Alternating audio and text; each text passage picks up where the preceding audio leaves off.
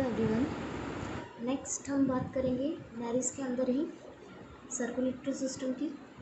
अगर हम नेरिस के अंदर सर्कुलेटरी सिस्टम की बात करें तो सर्कुलेटरी सिस्टम जो होता है वो वेल डेवलप्ड सिस्टम पाया जाता है। ठीक है, अब तक हमने देखा कि मोस्ट ऑफ दी एनिमल्स के अंदर, जैसे हमने पहले एस्टीरियास का देख लिया, पाइला का देख लिया, पैलिमोन का देख लिया, उन सब के अंदर सर्कुलेटरी सिस्टम ओपन टाइप का था, लेकिन नेरिस के अंदर यह क्लोज टाइप का होता है।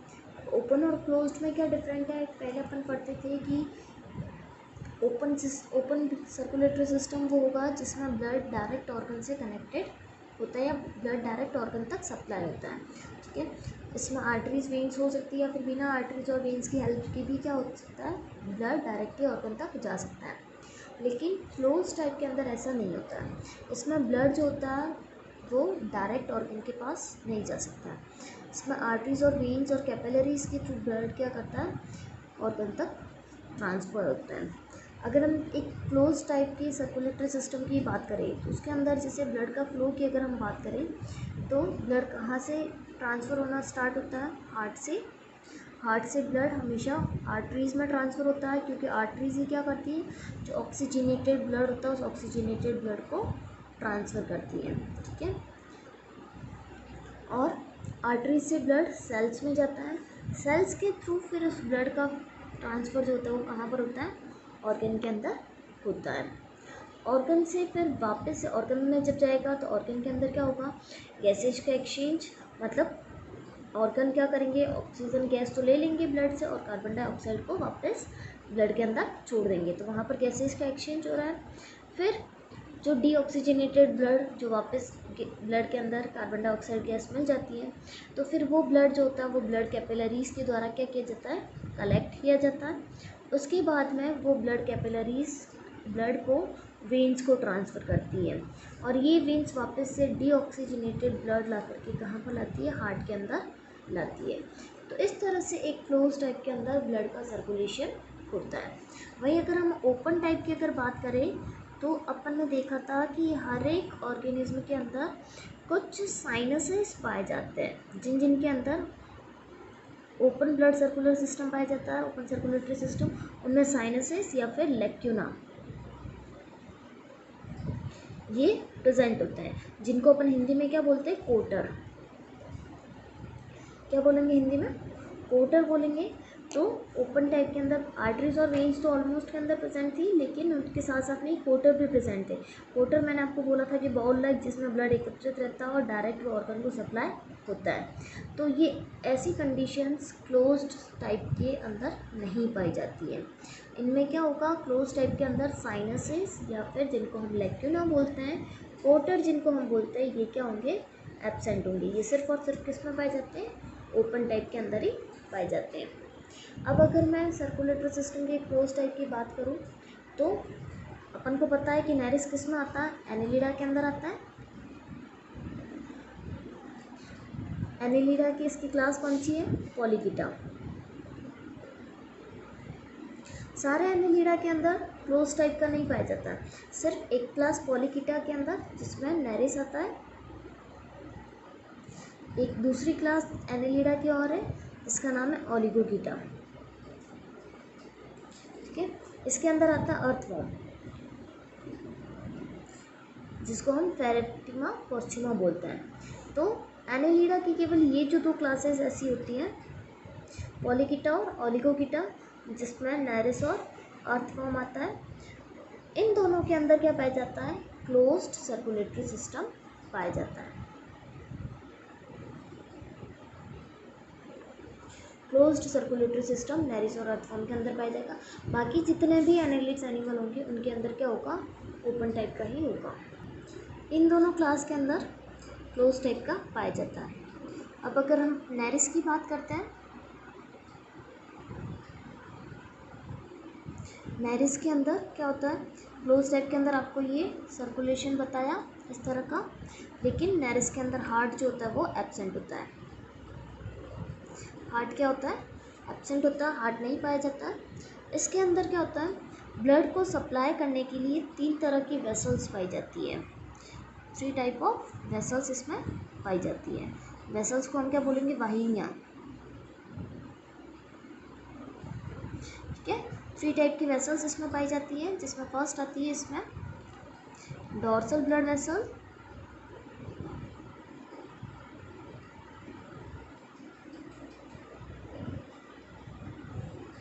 दूसरी आएगी वेंट्रल ब्लड वेसल,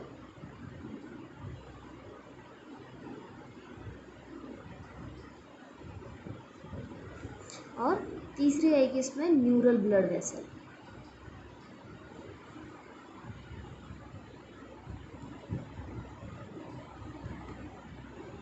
ठीक है, तो इस 3 तरह की ब्लड वेसल्स के थ्रू क्या होता है, इसके पूरी बॉडी के अंदर ब्लड का सप्लाई होता है। अब अगर हम नेरिस के अंदर इन ब्लड वेसल्स को पढ़ने से पहले हम इसके ब्लड के बारे में देख लेते हैं कि नेरिस में ब्लड जो होता है वो कैसा होता है। तो नेरिस में ब्लड जो होता है वो रेड कलर का होता है। अब तक हमने देखा कि मोस्ट ऑफ द एनिमल के अंदर, जैसे काइनोडर्म्स के जो एनिमल्स थे, आर्थ्रोपोड के जो एनिमल्स थे, उनके अंदर अपन ने देखा था कि ब्लड ब्लूइश कलर का था, लेकिन इसके अंदर क्या होता है, ब्लड रेड कलर का होता है। उनके अंदर ब्लूइश कलर का कारण हीमोसाइनिन का होना था।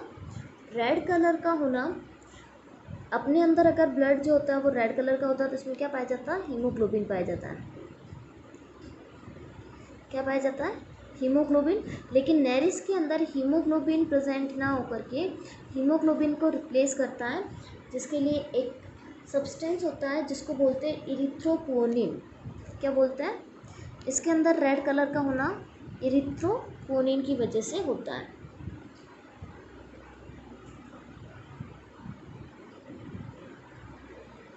किसकी वजह से होगा, इरिथ्रोपोनिन। हिंदी में भी लिख देती हूँ मैं,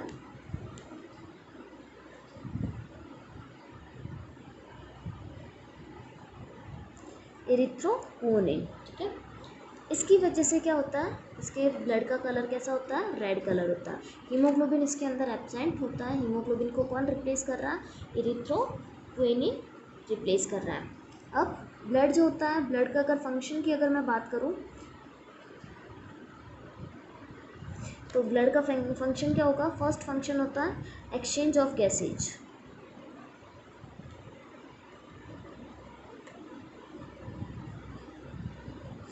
सबसे फर्स्ट इसका मेन काम होता है, ये गैसेस का क्या करता है, एक्सचेंज करता है। उसके बाद में ट्रांसपोर्ट ऑफ न्यूट्रिशन।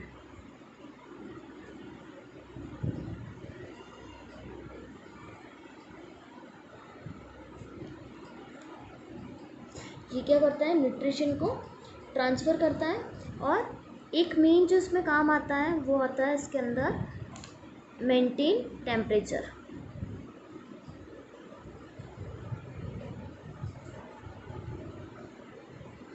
क्या करता है, टेम्परेचर को मेंटेन करके रखता है। तो 3 काम करता है मेन इसके अंदर। नेरिस के अंदर ब्लड जो होता है, ब्लड रेड कलर का होता है। किसकी वजह से होता है, इरिथ्रोपोनिन की वजह से होता है। फंक्शन की अगर हम बात करें तो फंक्शन इसके अंदर गैसेज का एक्सचेंज करना, न्यूट्रिशन का ट्रांसपोर्ट करना और टेम्परेचर को मेंटेन करना। अब हम बात करते हैं इन तीनों वेसल्स के बारे में। सबसे पहले हम बात करेंगे डॉर्सल ब्लड वेसल्स की। अगर हम तीनों वेसल्स को देखें तो ये पूरी की पूरी बॉडी जितनी लंबी होती है, उस पूरी बॉडी के अंदर उसके लंबाई में ये तीनों ब्लड वेसल्स फैली हुई रहती है। बीच में डॉर्सल ब्लड वेसल होती है, साइड में वेंट्रल ब्लड वेसल होती है और नर्वस सिस्टम के पास में न्यूरल ब्लड वेसल्स पाई जाती है। अगर तीनों की पोजीशन देखेंगे तो हम कहाँ होगी, बीच में डॉर्सल होगी, साइड में वेंट्रल और नर्वस सिस्टम के पास में कौन सी होगी, न्यूरल वाली होगी।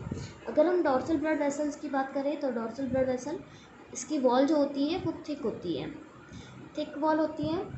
फिर इसके अंदर मसल्स जो होते हैं वो पाए जाते हैं। ठीक है, मस्कुलर होती है। कैसी होती है, मस्कुलर होती है, या फिर हम बोल सकते हैं मसल्स जो होते हैं वो प्रेजेंट होते हैं। मसल्स इसके अंदर प्रेजेंट होते हैं।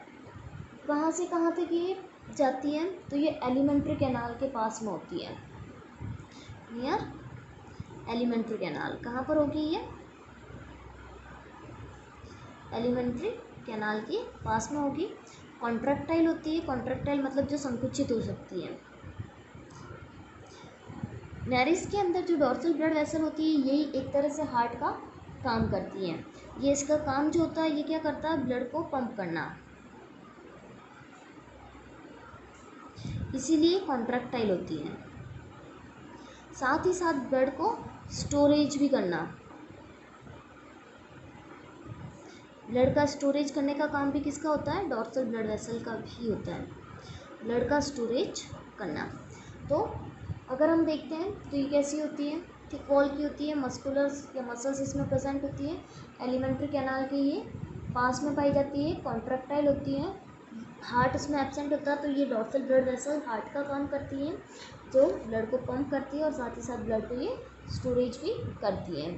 ये बॉडी के अंदर 5 डॉर्सल वेसल्स के अंदर ये बढ़ती है और जो अलग अलग पोर्शन के अंदर जाती है। ये कितने पोर्शन में बढ़ती है, 5 डॉर्सल ब्लड वेसल्स के अंदर ये छोटे छोटे ब्लड वेसल्स के अंदर ये बढ़ जाती है।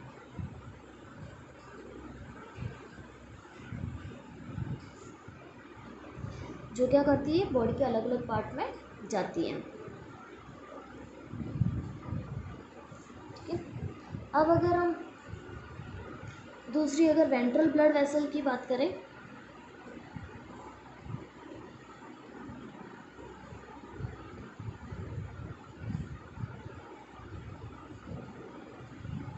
वेंट्रल ब्लड वेसल की बात करें तो वेंट्रल ब्लड वेसल जो होती है ये थिन होती है, थिन वॉल की बनी होती है, पतली होती है। इसके अंदर मसल्स जो होते हैं वो एब्सेंट होते हैं, मसल्स एब्सेंट होते हैं। ये नॉन कॉन्ट्रैक्टाइल होती है, मतलब ये संकुचित नहीं होती है। इसके अलावा ये डिस्ट्रीब्यूशन का काम करती है।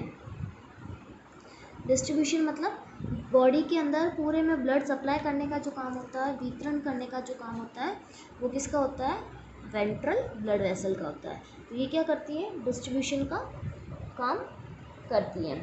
अगर हम इसकी अगर पोजीशन देखें तो ये कहाँ पर होती है, एलिमेंट्री कैनाल और नर्वस सिस्टम के बीच में। पोजीशन देखें तो between alimentary canal and nervous system.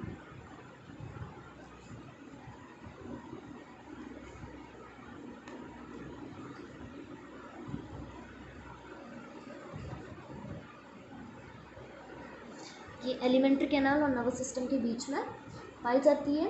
Ventral vessel जो होती है ये दो वेंट्रोलेट्रो ब्लड वेसल्स के कनेक्शन से बनती है, आपस में जुड़ने से बनती है।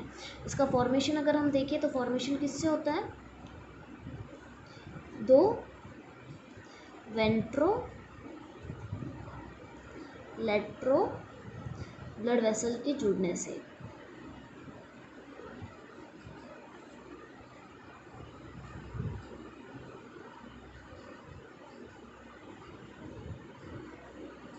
इसका फॉर्मेशन दो वेंट्रोलेट्रो ब्लड वेसल के जुड़ने से होता है। ठीक है, इससे क्या होती है, इस वेंट्रल ब्लड वेसल से दो तो लेटरल ब्लड वेसल निकलती है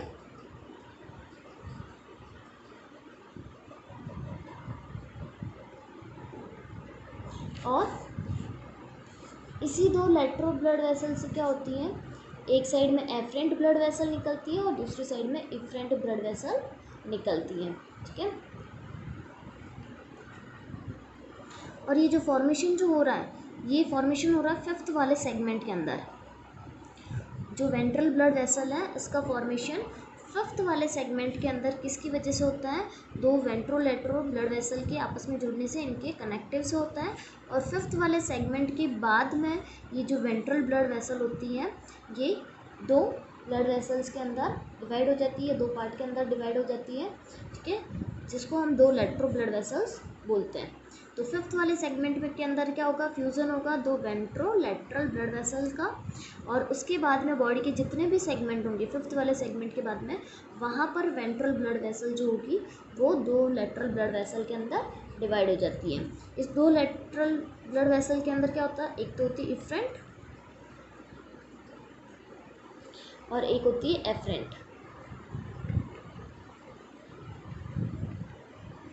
ठीक है, एफरेंट और इफरेंट। एफरेंट जो होती है ये तो नेफ्रीडिया और इंटेस्टाइन तक जाती है। एफरेंट वाली जो होगी, एफरेंट वाली कहाँ पर जाएगी, एफरेंट वाली पैरापोडिया से होते हुए, बॉडी वॉल से होते हुए, पैरापोडिया, बॉडी वॉल,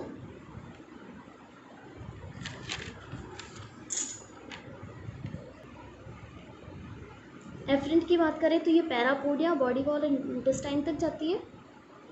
और अगर हम इफ्रेंट की बात करें तो ये इफ्रेंट जो होती है ये फिर से डॉर्सल ब्लड वेसल तक जाती हैं। तो ये दो ब्लड वेसल हो गई, पहली डॉर्सल और दूसरी वेंट्रल। ठीक है, डॉर्सल जो होती है वो पंपिंग का काम करती है, एक जगह स्टोरेज का काम करती है, और वेंट्रल जो होगी वो क्या करेगी, बॉडी के अलग अलग पार्ट में डिस्ट्रीब्यूशन का काम करती है। अब इसके बाद में थर्ड आता है neural blood vessel. Neural blood vessel की बात करें तो न्यूरल ब्लड वेसल कहाँ पाई जाती है, नर्वस सिस्टम को घेरे हुए रहती है। कहाँ पर होगी, नर्वस सिस्टम के चारों ओर जो होती है वो न्यूरल ब्लड वेसल पाई जाती है।